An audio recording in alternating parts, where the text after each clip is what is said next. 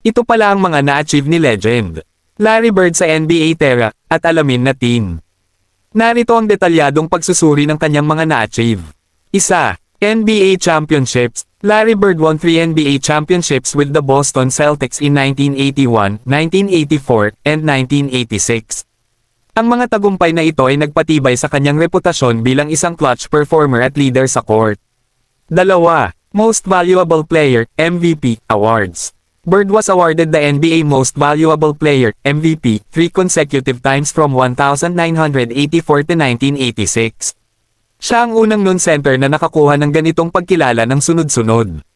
3. NBA Finals MVP Awards.